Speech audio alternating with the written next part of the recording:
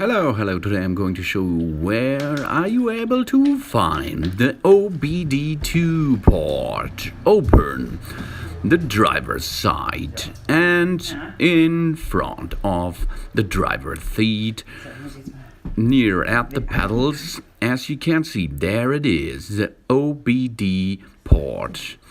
Now, it's time to plug in our OBD2 device, and as you can see, it works proper.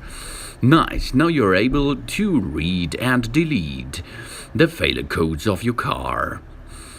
Computers. Thanks for watching. Please subscribe me and give me a positive feedback, and see you next time. Soon.